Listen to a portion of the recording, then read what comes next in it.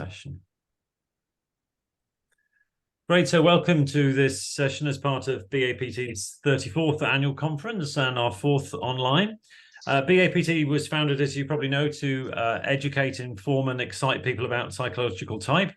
I'm Jerry Gilpin. I'm on the board of BAPT at the moment, so do get in touch with ideas of things that we could or should be doing in service of our aim, or if there are things that you want to do that we might be able to support you with, because we would be delighted to explore that with you.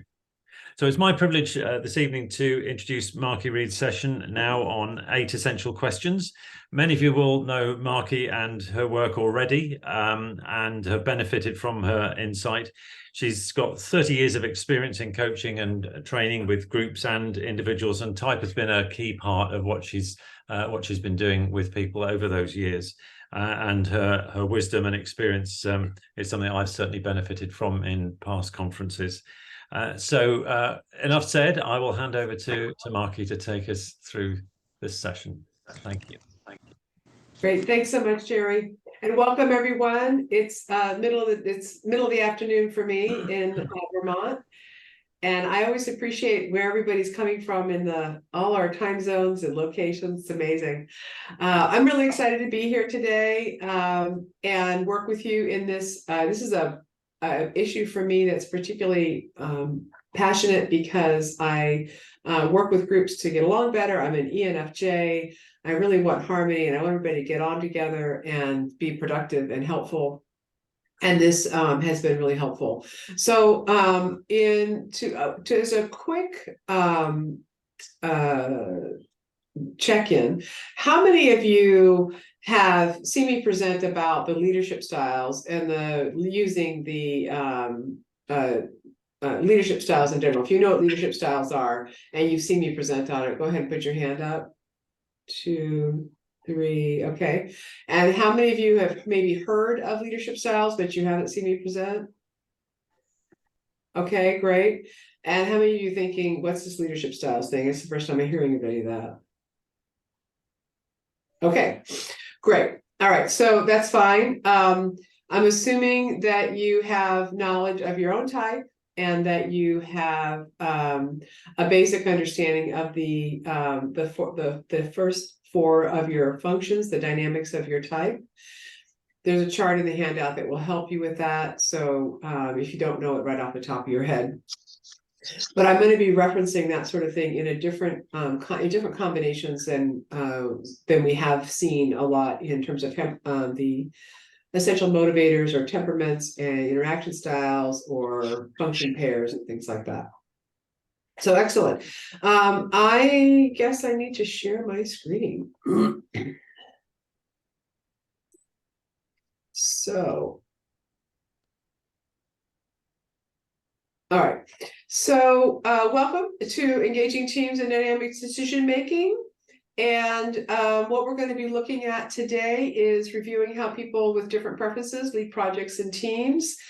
It's going to be a kind of a quick review, but it's meant to help you just orient to where we're going with the questions. Learning to include all the preferences in project planning and implementation using the dynamic decision-making wheel, and applying the 8 essential questions. And we'll have our group type interaction exercise for the end. So I'm going to build a little knowledge first, and then we'll go into that. But before we get there, Jerry, if you would share the type house slide, we're going to just do a quick see who's in the group in terms of our type distributions, and so I can get an idea of who's in the group. Okay, so this may be new to some of you on Zoom because it's a relatively new feature. So you'll see a type table ahead of you, I hope, on the whiteboard. On the left-hand side, you'll see some tools. And if you go to the 1, 2, 3, 4, 5th one down, I think, 6th one down, it says sticky note. So if you click on that sticky note and then click into the box, which is where your type is described, then you should be able to put your name in there. You can resize the post-it note as well. So one or two of you coming up with huge post-it notes, that's fine. But if you drag the corners, they will get smaller. Looks like everybody's starting to get the hang of that anyway. It's good fun, this.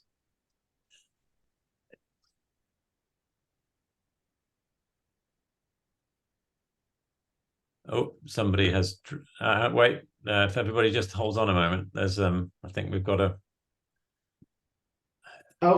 it's all started to come apart. Hang on, everybody pause. I think thank you. Fine. That's okay, fine. I need to lock that.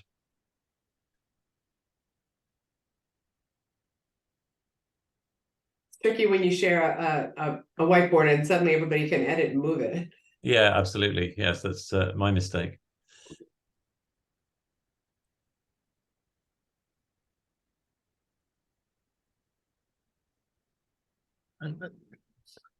I'm sorry, I can't even find mine. So I'm going to shrink down some of these, and if I've moved you out of your natural place, please move yourself back. I don't even understand the grid. It's a type house. It's a type table. Yeah, but there's no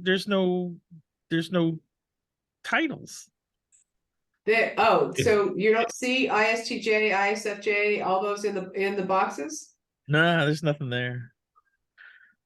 David, well, you're a INTP, so you're going to be second row on the far right.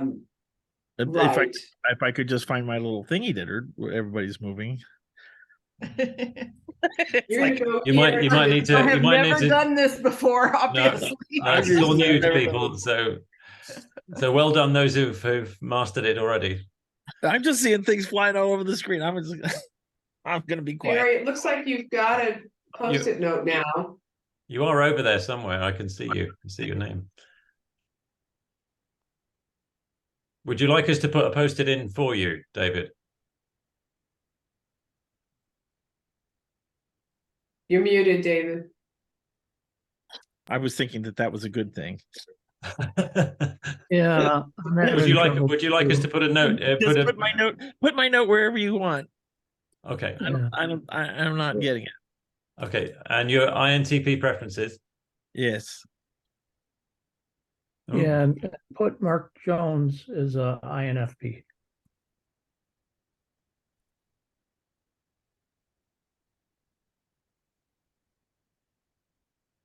Okay, so we have David in INTP. Was there somebody else there who wanted that doing? I wish I knew. Somebody else asked to be placed. I'm not sure who it was. Was that Mark? Yeah. Yeah, I'm down over to the left. And where do you want to be, Mark? INFP. Okay, I've done a different one for you. There we are. You're in INFP now. That's in green. It's a bit small. Let me make it a bit bigger. Okay. I don't know how to make my name on one line, but I'm in the right place. Well, that's fine. That's absolutely fine. We'll stick with that. I think that's probably pretty well everybody, isn't it? I think so. I still see things flying around. Okay. So, all right, good to see that we've got a couple of folks with J. Okay. This is helpful. Thank you. We're gonna it'll be helpful. We have a pretty good distribution here. Looks like we're missing extroverted sensing, and that looks like it. But as we all know, that's not unusual in our type conferences. So excellent. Jerry, can we just go ahead and hide that for now? Yes, if you start to share your slides again, that will close this, I think. Or I'll close it anyway. No, it's yeah, there you go. Yeah. Okay, great. So great. That was a little, coordination exercise for everybody. So very well done. That's your test to see if you're qualified to be in this workshop. I guess I gotta go. No. Uh-oh. Okay, so so in the handout, you have a very brief overview description on page 2 of what I'm going to be talking about with the how I use the 8 functions to show up for leadership styles. And on the bottom half of that, called information gathering processes, I call those leadership project styles. Project leadership styles. And so we're looking at gathering information. And many years ago in a conference somewhere, I heard somebody talking about relationship to time, and it was a distinction between what we normally think of as sensing with past and present and future. Can we have folks mute themselves, please? Thanks. And so when I started looking at this, I was looking at it in the context of projects and goals, and I specifically want us to be thinking about personal projects and goals and not work, because as we know, many of us adapt a different style when we're in work or under pressure. So when you are considering starting something or creating a project for yourself at home in your personal life, what are some of the things that you go for? You can just put that into the chat. Where do you start?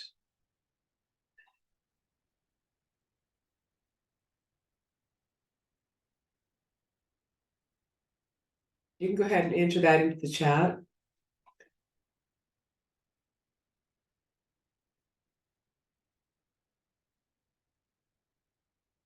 Yeah, brainstorming and list, starting the list, researching options, brainstorming, make a list, jump into action immediately,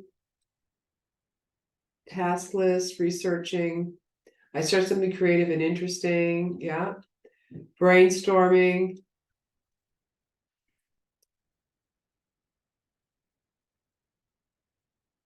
I always love asking this question to type groups because you all play along with the language. People who are not type familiar start to like imagine that they do all kinds of other things before they actually do what they really do.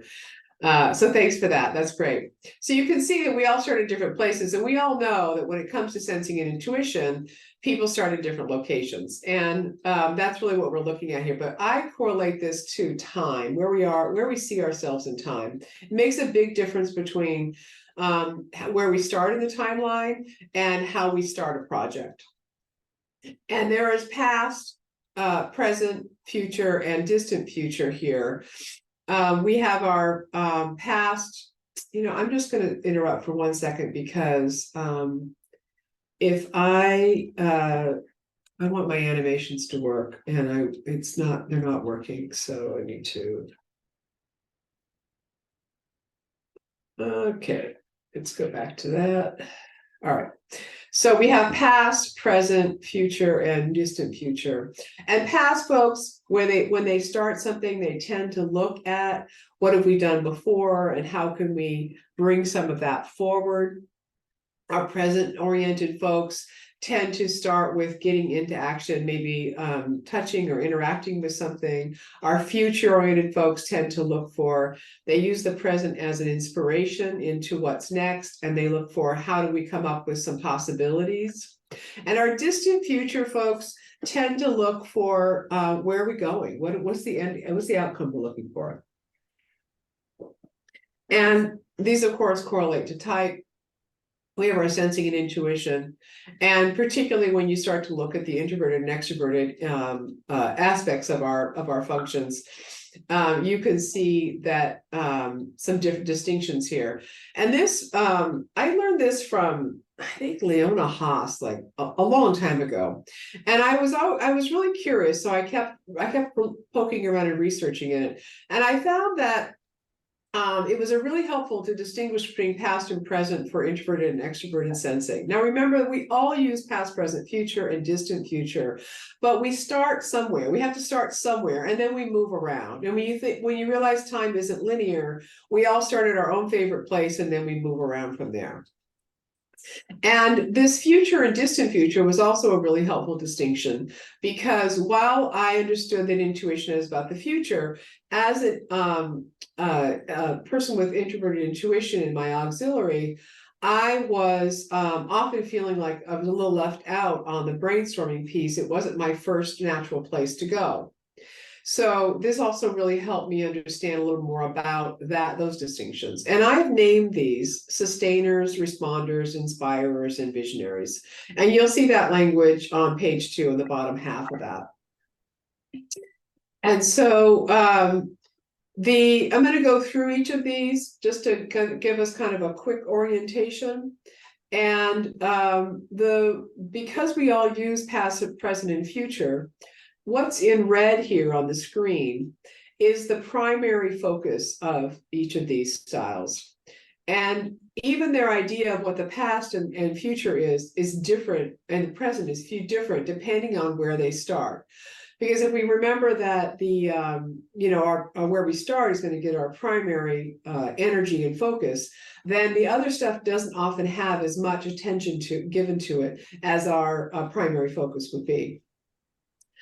So we have our sustainers looking at the past and really an infinite sort of resource to pull upon. Our responders are looking at the present and being able to be engaged with that and wanting to spend more time in the engagement rather than in the thinking about where we came from or where we might be going in the beyond just the next few weeks. And the inspirers looking at the future. And I want to point out here that I said 1 to 3 years from now, and it's filled with possibilities. My husband is an INTP, and we're also business partners. And I know he can get out to 3 years, but he needs a little prompting most of the time. And I think this is an important thing to think about for the future, because depending on who you are, when you say future, people hear whatever they want, whatever their definition of future is. And what I find is that, particularly with inspirers or extroverted intuitive types, is that after a while, it gets to be there's too many options, and they know that not all of them can happen, and so there's a kind of a freezing or shutting down of past about a year because there's too many things to think about, and then writing them down feels overwhelming because it feels like it's a commitment. And the visionaries are looking at that sort of infinite and being drawn toward the future with a compelling vision. And I'll say that the research I did on this for you all that are in the type community is because I used to run a group. It was about setting and living professional goals. And I ran that group for about 20 years. And there were different people in the group over time, but I did type with everybody. And I was really amazed. And I had all kinds of types. I had sensing, sustainers, responders, inspirers, and visionaries. And of course, I am a visionary, and the system I was teaching was very much a visionary system. It was about this compelling future and looking out and creating this big idea and then coming back to it. And I saw people really struggling, and I almost sort of, couldn't really believe what was wrong with them until I started asking, well, maybe there's a connection to type. And that's when I saw the manifestation of what I had heard from Leona all those years ago. I really started to see those finer distinctions. And so playing with that led me to come up with this particular model. So our sustainers, as we can see here, they're all our introverted sensing types. And I'm combining extroverted and introverted types here because I'm really looking at the function and how it's orienting to time. There's a recall in the past in order to be present and plan into the future. So we talk about, our introverted sensing types being remembering and recalling all the time. But it's in order to be present now. Our sustainers need to understand where did we come from? Where did we come from so that I can understand where I am right now and then move forward? And what happens many times in our organizations is that that where we come from may not be respected in the conversation, and so it gets shut off or cut short. And our sustainers often feel like they can't be present until they go and really understand that. Which is why sometimes we find sustainers wanting to like continue to tell us about where we came from. It's because the need wasn't satisfied. Now there can be different levels of satisfaction, but when we're having an honest conversation with folks about where we are with our needs in a meeting, then we can understand that that is a need, but it's not the needs for everybody at the same level. But making sure that need is met can help sustainers be present. And then we have our responders. They're experiencing the here and now in order to pull from the past experiences and act in the future. So our responders are really in the moment with whatever they're paying attention to. But it's assessing the current situation right now that helps them understand where do we come from and where are we going. And again, when many of you I know have been in meetings with somebody who is a group of people who are discussing a problem, and nobody actually has defined what the problem is or what the issue really truly is. We're all talking, we're doing brainstorming, we're talking about where we came from, we're all over the place. And the responders can actually say, this is the issue, folks. Now you might have a different interpretation, but they're often very good at articulating what it is we're addressing right now. And these are all our extroverted sensing folks. And then we have our inspirers, who are extroverted intuitive folks. They're brainstorming the future in order to connect themes and ideas from the past and present. And it's in the brainstorming that they start to see the connections. And somebody mentioned earlier that Sterling, our ENTP who sort of raced through a whole bunch of information. Sterling is pulling all kinds of things from, he puts together a presentation that's quite organized, but in order to do that, he's pulling together a lot of different disparate ideas and theories and bits that he's heard here and there, and then bringing it into something that we can all see. Our inspirers are often wanting to start with that brainstorming because it's in that they understand where do we come from and where we're going. And they seemingly pull things, patterns and information out of thin air, but it's because they're actually really in tune with that timeline. But it's not obvious primarily it's not obvious to our sustainers and responders that they're really paying attention to those specifics. And then we have our visionary types, who are introverted intuitive types. They're envisioning the future in order to create a compelling idea and then act in the present in accordance with that vision. And this is really important to understand, that it's acting in the present in accordance with that vision. Without the vision, they actually don't know what they're supposed to be doing. Many times our visionary types reach points in their life when they've lost their compelling vision, and they will start to feel like they're a little despondent, or they've lost their orientation to where they're going. And being without a compelling vision for a visionary can lead to the listlessness and a little bit, and even potentially a little bit of depression, because they don't have something that gets them up every day and pulls them out. So I'm going to show you what these look like in meetings, and I'm primarily going to be just demonstrating what it looks like when people's needs aren't being met.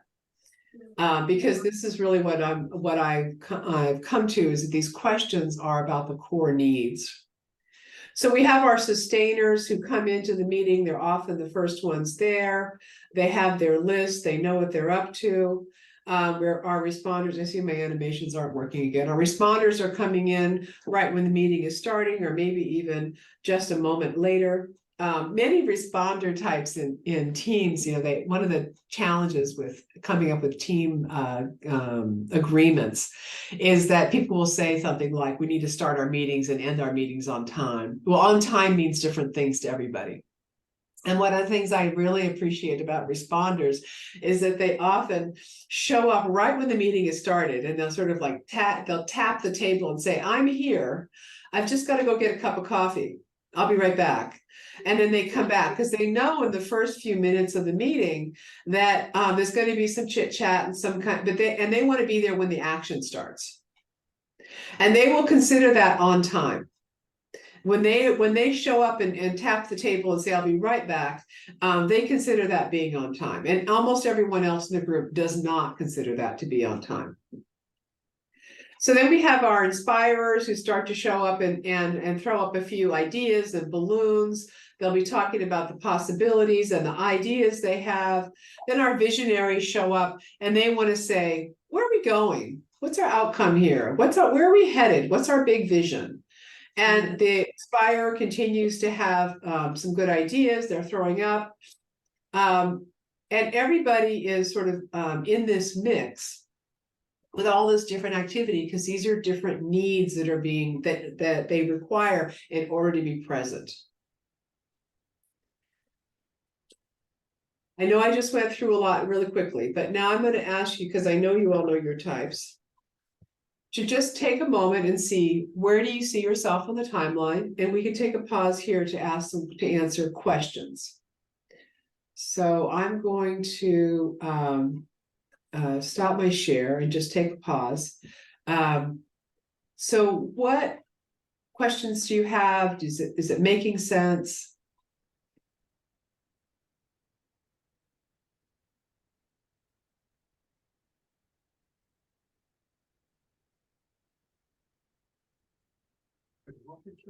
Yeah, I am. She's asking for questions. Oh. Okay, I'm gonna, okay, so, and he did mention,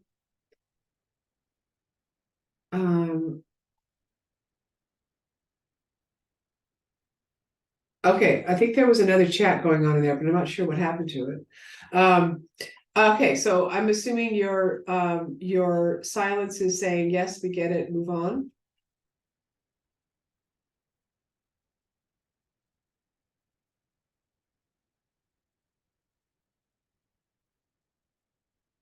Okay. I'm also functioning one-handedly here, so sometimes I'm moving a little slower than I normally would. Okay. All right. So when we look at our team leadership styles, and we have 4 different styles here as well. And what I'd like you to do is in the chat is to say, what do you think of as an effective leader? What qualities come to mind? And this is not necessarily what you, so any qualities that come to mind with effective leadership.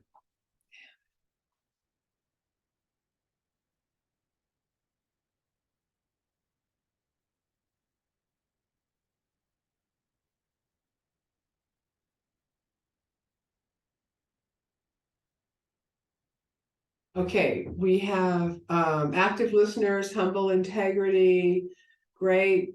What else do you see? Transformational while getting things done, ability to relate and communicate, listen and encourage everyone to contribute before making decision, allow everyone to be heard, nice, balanced, inclusive, holds others and self-accountable, actions match words. Paula, if you would elaborate on what balanced means, that would be helpful. Get agreement to a plan of action and vision. Okay.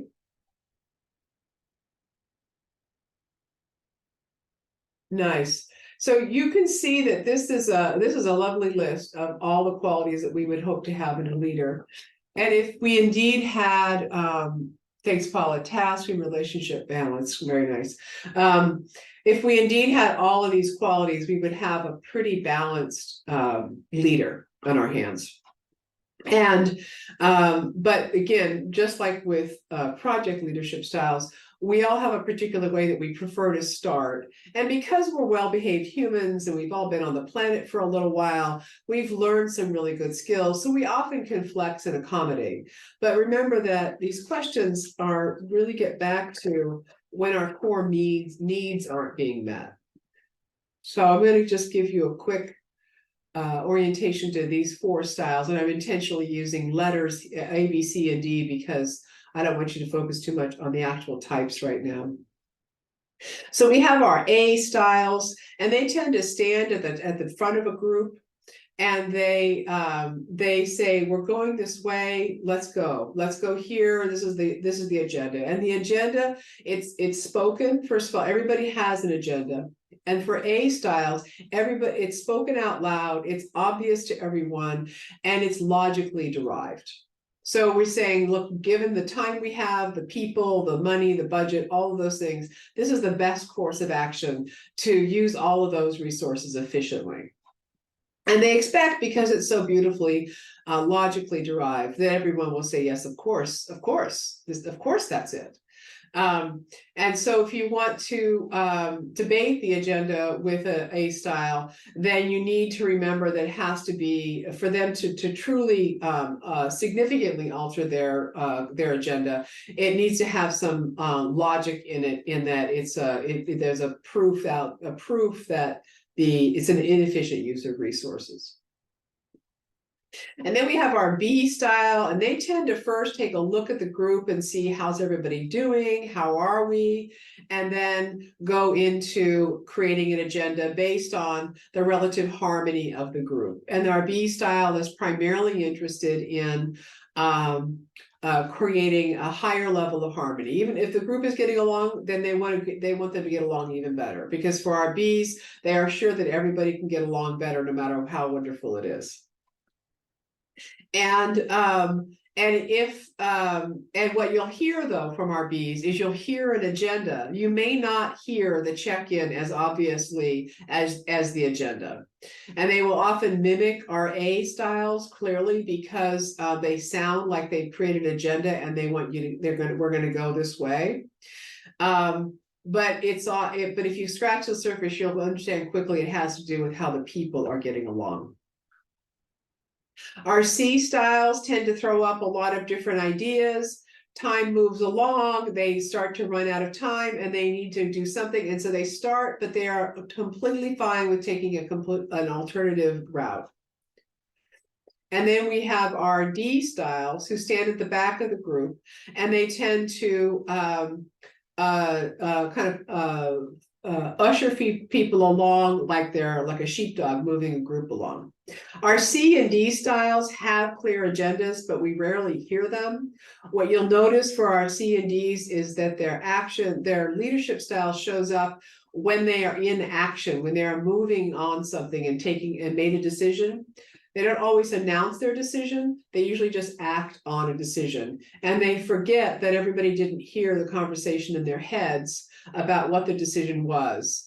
And so you'll see some conflict with groups like that. So we have our efficient structure types, and these are all of our extroverted thinking types, or TJs. They create a logically derived agenda, expecting people to follow through to completion. And I said this earlier about how they look at what's needed, they say, yep, that's it, and let's go. Now, of course, we all know TJ, extroverted thinking types, who take into consideration and know how to brainstorm and all that, but it's probably an acquired skill and not necessarily the first inclination. If we met those folks earlier in their careers, you might have seen more adherence to this sort of way of being. Then we have our empathetic harmony types, which are our Bs. It's all extroverted feeling, or FJ types, reading the dynamics and creating an agenda to maintain or restore harmony. What I find interesting about our FJ types, or extroverted feeling types, is that when they can be pretty focused on their agenda, but when the group, the harmony of the group is so disharmonious that action can't be moved forward, something can't go forward with the agenda, that is when they will stop everything and do a, let's talk conversation, or we need a day of intervention with a trainer or a consultant to come in here and fix us. And so you'll find that they'll spend resources on the harmony of the group, whereas our extroverted thinking types, efficient structure types, will tend to spend resources on creating better systems for the group and efficiencies in the group.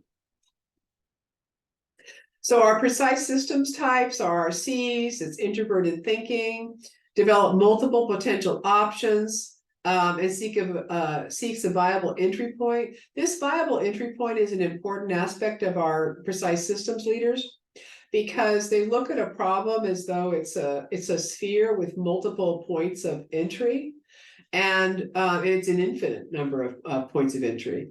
And so they're trying to find the best one. And oftentimes the seeming stalling or inaction is because they're examining the challenge or issue from all different perspectives to understand how do we get into that sphere. And once inside, they learn new information. And that's why they often take on a whole nother course of action, because they discovered something else once they took that initial action.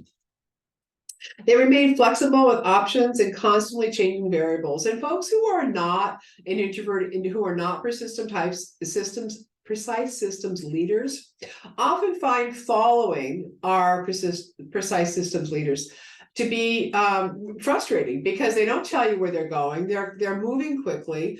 They're sort of, they're just kind of, they seem to be making it up as they're going. And they're not really making it up. They're just not telling you all their insights and all their decisions along the way.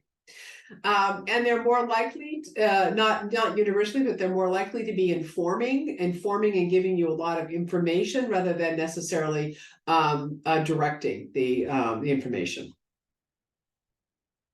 And then we have our personal authenticity leaders, our lovely introverted feeling types, who are standing at the back of the group and trying to move things along. I'll say the reason I started this research in the beginning was because of our introverted feeling types. The number of people that I met with in my career professional coaching practice who were introverted feeling types who never ever claimed the title of leader was shocking to me. And I would listen to their stories and their careers, and I'd be working with them on what's next. And they would have done all sorts of amazing, they just have accomplishments on top of accomplishments.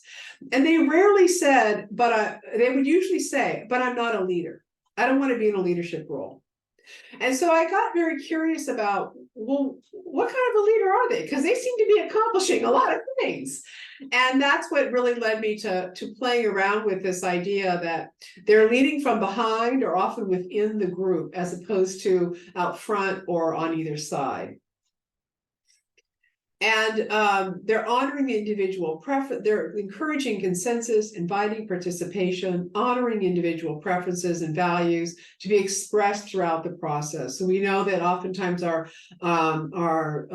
personal authenticity types are reconsidering and re-engaging and re-examining and opening the question before moving forward, which for folks who are not personal authenticity types often find that frustrating, because they left a meeting thinking there's a decision that's been made and then suddenly the decision is being reconsidered right at the point of implementation.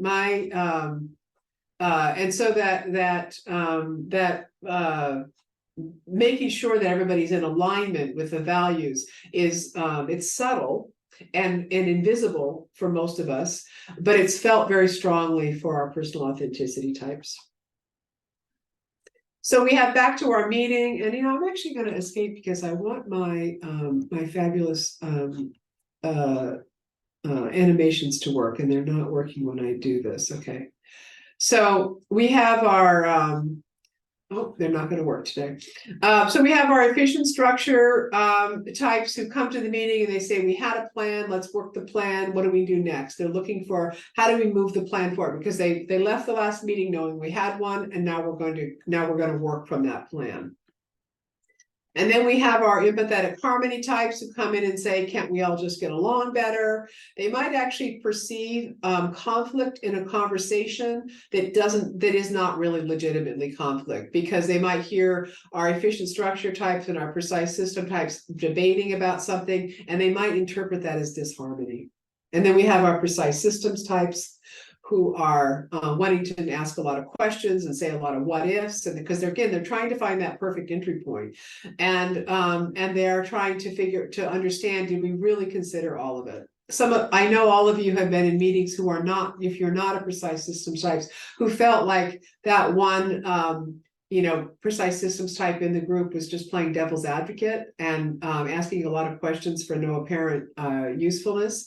But that's part of what they bring. And when it's a core need that needs to be addressed and expressed. And if it's not, then there's a shutdown of our precise systems types.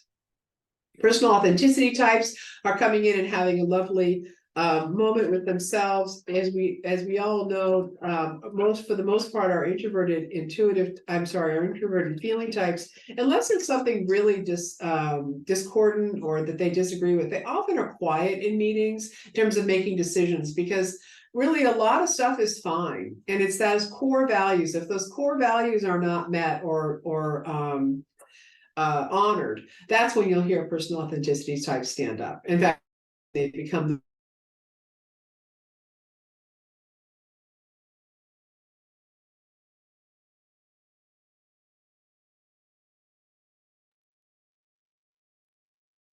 Okay, so it looks like you're back now, Markey. Go ahead. You froze there, at least. Maybe it was just me. Did my the audio blank out? Yeah.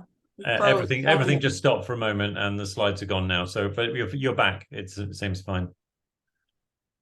Okay, so I was going to, I did this, Yep. and then we went here. So, and before I move on, I'd love to hear, are there questions? Are there things that you are wondering about? I just found it interesting as you were originally describing the 4 different types. I identified most with that efficient lead from the front A, perhaps because of my CEO days. But then as you explained the B more, then I understood, yeah, that is more what I do. And I'm the one who brought type and appreciation languages and things like that to my organization when I was there. So Excellent, yeah. I always love it when there's a FJ, an ESFJ or ENFJ especially, but all FJs on a leadership team, because they always want type. They're like, look, we need type. We're not getting along enough. Great. Any other questions or insights? Yeah, I was interested with what you were saying about the people who really want to find the right entry point and then are quite, are prepared to go off in slightly different directions to get to the right solution. Because my kind of feeling as a head teacher was always that you had to actually make something work by doing it at the right time, in the right way, harnessing the energy that was kind of there. So yeah, that resonated. That was really interesting. Nice. Excellent. Well, let's go back to our presentation here, and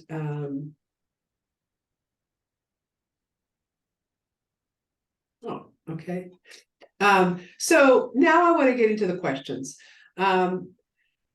So we have essential questions that are being asked by each of these functions, basically, right? So we have, what's the issue? How did we get here? What are some possibilities? What are the future implications? What are the important questions to ask? How will the plan work? Does this align with core values, and will this help the team work better together? And most of you know enough about types that you probably know where we're going with the connections to these. But this is kind of how a meeting often looks when all these different needs are being expressed in the conversation and in the interactions with people. We've all been in meetings where this sort of thing is going on, and depending on your own preferences, you may be thrilled or annoyed by all of these various expressions happening. And so when I looked at this from the Z pattern perspective, we often think about, the sensing and then intuition and going to thinking and then feeling into the Z pattern. What I really saw was that we need to gather important information, and then we need to make informed decisions. And in some ways, I know the Z pattern is considered the ideal of how we, because no one type does this, right? With a show of hands, how many of you are using sorry, I wanted to get this bigger so I can see it. How many of you are using the Z pattern in your work? Just by raise up your hand. Great. Okay. So I'm going to invite you to take a look at a different model for the Z pattern with this, because that's part of where we're headed. So I created this leadership styles decision-making wheel because I always felt like the Z pattern was really hard to explain to people, since it's an ideal anyway. And most people in business are not that interested in the ideal so much as something that's useful to them. So we have the gathering important information and making informed decisions. I also I suggest that there's a cycle here, but I'm not actually considering. I'm not committed to people following it from this all the way around to the last one. I really wanted to invite people to just see that there's all these different stations in the wheel that you can play with. And I'm going to show you how I use this. So before I actually go into how I use this, I'm going to talk about why I placed feeling before particularly both styles of feeling before I did extroverted thinking, because I actually think that in our business world especially, we default to extroverted thinking regardless of our types. We all know this. We're trained in it. We're often taught it in our school systems. We all understand that this is kind of the way to do things. And so because it's such a strong pull for organizations, I really wanted other things to be considered prior to you get into the how the plan will work, because there's so many other parts of creating a plan. But if we just look at 4 different types and we chart them on here, I'm going to start with the ENTP, and I'm looking at the 4 functions of your type. Our ENTP start with what are some possibilities, and then go to what are some important questions to ask. And then if they're feeling particularly good and rested that day, they might take a look at how will this help others work together. And if they're having a very good day, they might look at how did we get here. But in meetings, we're often moving so quickly, and we're trying to move through conversations so quickly that but most of us don't really tap into our 4th function in a conscious way, but it's kind of there. Well, then we have our ESFJ, who actually wants to start with how do we help everybody work together, and how did we get here, and then look at some possibilities. And again, this is if they're having a particularly good day, and if their core needs were met, then they're probably going to be more likely to go here. But if their core needs were not met, they might really be bouncing between 1 and 2 here and not really go on to this. And then finally, they might check in with what are the important questions to ask. So there is some interesting harmony between our ENTP and ESFJ, but there usually needs to be quite a bit of high trust here, and the time to really consider all those perspectives, because between the 2 of them, they will hit all 4 of those. Then we toss our ENFJ in, And they want to start with how do we all work together, and then what are the future implications. Now that's a whole different perspective going on so far in this group, and they might often be seen as being too pie in the sky or not really connected to what's happening. And then finally, they're going to go to what's happening now if they're having a good day, and they might be asking what are the important questions. So when there's high trust, this conversation can be very dynamic and flowing, but you can see that we're missing quite a bit of the consideration. So our INFP comes in and says, let's start with, does this resonate with the values? What are some of the possibilities? How did we get here? And how will the plan work? So eventually all 8 get hit. But if we're not aware of that these all 8 exist, first of all, we may not even pay attention to them. And if we're not conscious of the level of trust and respect in the group, then again, we might be shutting each other down. So I have an exercise I want to do with you, but before we do that, I'm just going to check in about any questions you have about this dynamic and understanding the flow.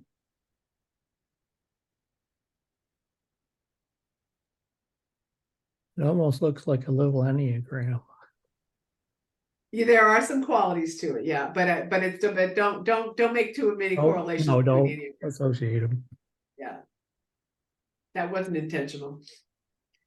Okay, so I'm going to have you play with this, and in your handout, you actually have this wheel on page 3, and we're going to put you into some pairs. So you're going to do they're going to be random pairs.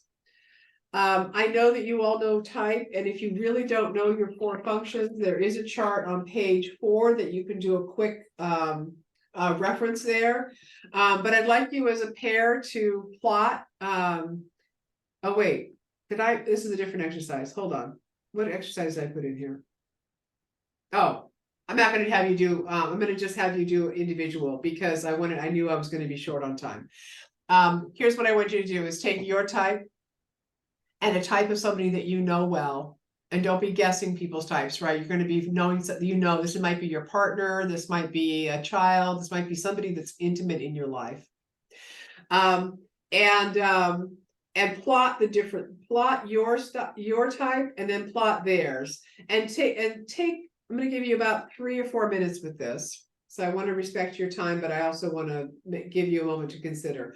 What are some of the possibilities or challenges of working together on a project together? So look for things that might be missing, where the strengths are, what you might start with, and what you might need to shore up in that process.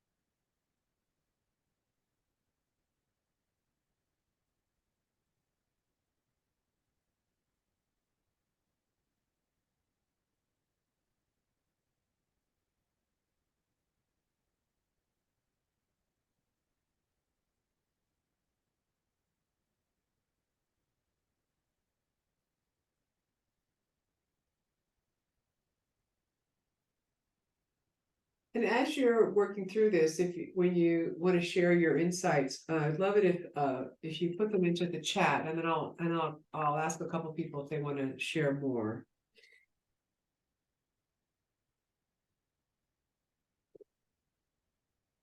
Let us know the 2 types you worked with and any kind of insight you had about that.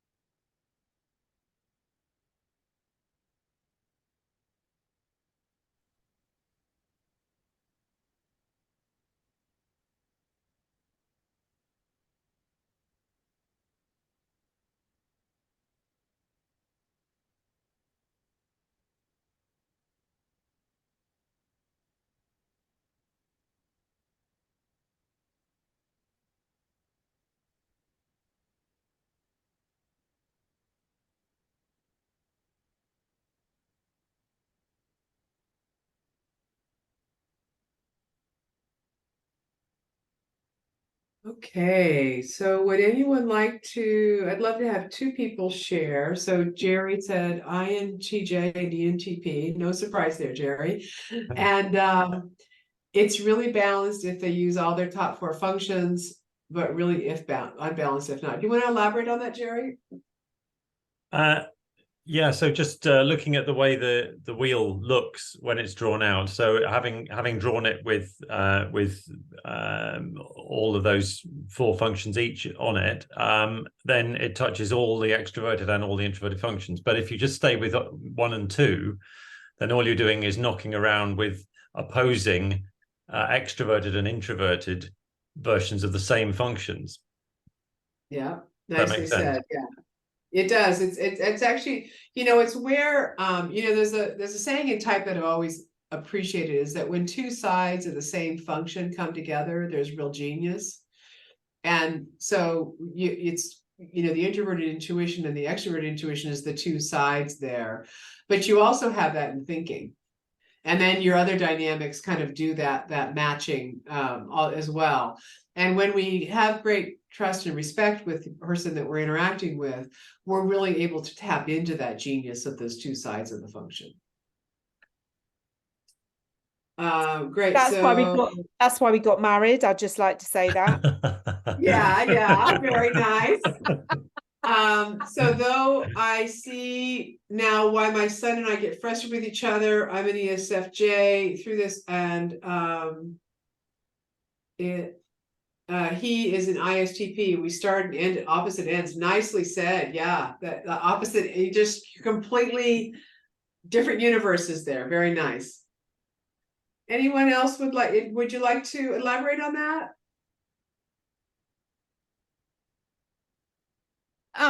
He's an adult now, and it's just interesting, the conversations that we have. With both being sensors, we see a lot of the things the same way there, but then with everything else being different and the temperaments being different, he's definitely a quick wins and get at the heart of what is going on, and let's not dwell so much in the past. What happened, we can't change it, so let's just start from where we're at right now and do what we can. And so it's just interesting to, and he's trying to figure out, he spent 8 years in the military, and now he's out and trying to decide what to do with his future and discussing it with me quite a bit. And it's just interesting to see where he's coming from a whole different perspective. Part of that's age, but a lot of it is his personality type. Yeah, nice. And that you can also see, particularly when you've been around someone as they've aged, when you're the older person, and it's really amazing to see how the different functions kind of come online as they age. And that I have found, particularly for our responsive types, is that it's much later in life that they start asking questions about who am I and what does it all mean, whereas some other types start that right from birth. They're born with who am I and what does it all mean, and those questions of career and future sometimes are harder to have that conversation with our responsive types when they're younger. Yeah, I would say so. Yeah. And, you know, and another interesting dynamic is I was a single parent. So the three of us in the home were me as an ESFJ, him, the oldest, as an ISTP, and then my daughter as an ESFP. And so there's a lot of the different similarities between her and me with that extroverted feeling. But then with the two of them both being SPs and being those responders, really had a different dynamic with me parenting them. Very nice, very nice, excellent. So so you can start to see, working with this and plotting it, you can open up a conversation. That's really what I wanted to do with folks, is give them another tool to help them start to see visually. And when I show people this kind of a visual, they say, "Oh my gosh, no wonder why we have difficulty in meetings. No wonder why we're missing each other completely in our ideas, because we're starting at different places and we're focusing on different things."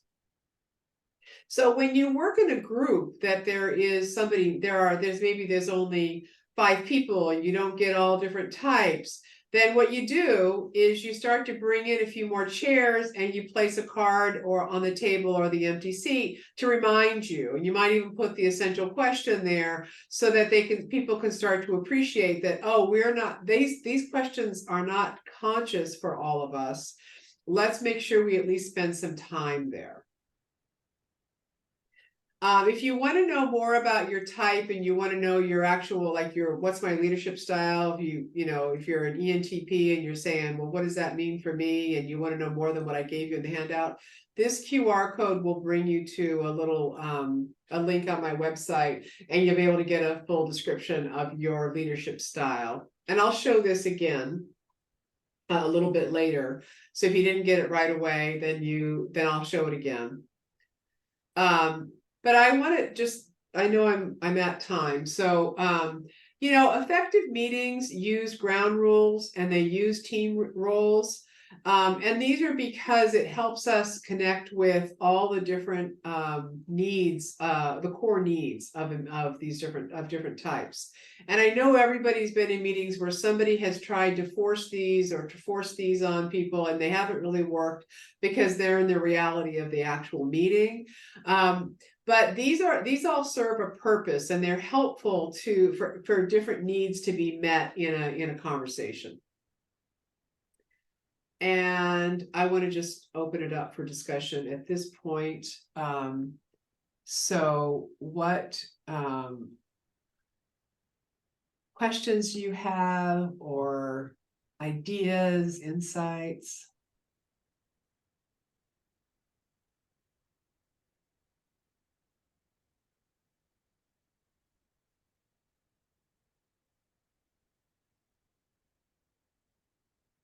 I'm lost about what's the point of the parking lot attendant. Oh, it's for all those brainstorming ideas that aren't relevant to right now. Oh, so that's I was taking it too literally. Yeah.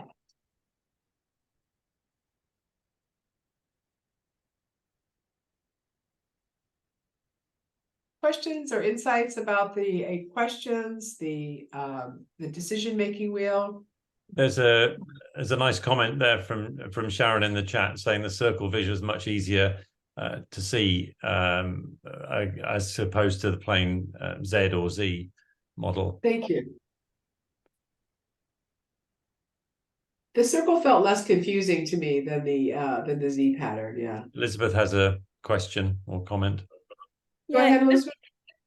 Do you recommend starting in a particular point on the circle? Is there a most helpful place to start? Well, in the ideal, it would be good to start with, what is happening and where do we come from. But if that's not the energy of the group, you don't necessarily have to start there. But at some point, you need to say, what is the actual issue? And how did we get here? Because how did we get here helps us understand where we might not repeat the same challenge or decision. And so but when the group energy isn't there, it can feel really stifling to the conversation. That's why I say, I'm not so concerned with people following a particular order, but that all of those questions are important and you touch on them. You at least acknowledge that that's a question that's important. Have we addressed it?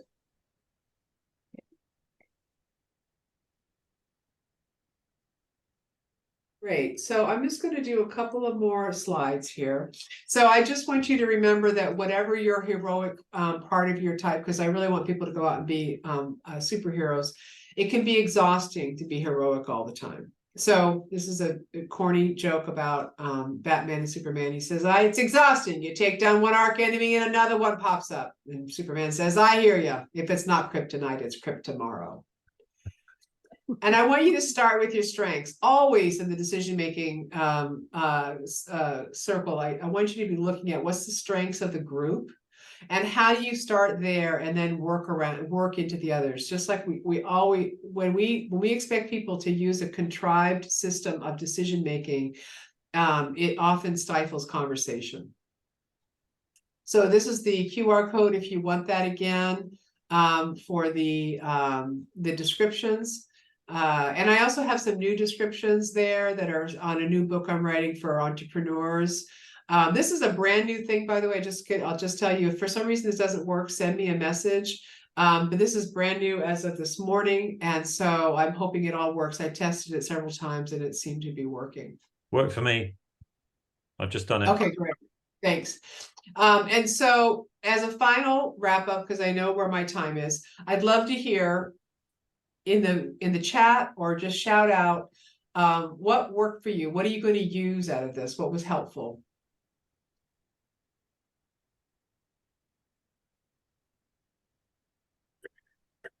Markey, I really like the table where you have all the questions because I'm an ENFJ, my partner's an ENFP. We've got it covered, but it's nice to have those questions in front of you anyway. So thank you. Nice. Nice. Would that mean we're genius? Could be, as long as there's trust and respect. I love the idea of having the chairs of the questions. Nice. Sometimes in the beginning, especially, you kind of need to make it very obvious to people that those are missing. Excellent. I do, if I had two hands, I could find it easier, but I wrote a book about leadership styles. And if you want that book, it's on my website. Which I can't put my hands on right now because I don't have two hands available. It's somewhere in my mess here. But it's also, it goes into much of what we talked about. So if you have any more questions and you want to talk to me more, I'm glad to stay on. And I know some of you might need a break before the last session because it might be late for you in the day and after a full conference. So thank you so much. Great, thank you so much, Markey. It's been great to have you share with us, and it's such a helpful model, and I've constantly referred to it ever since I first became aware of it. And so, thank you so much for sharing it with us. I'll just stop the recording at this point.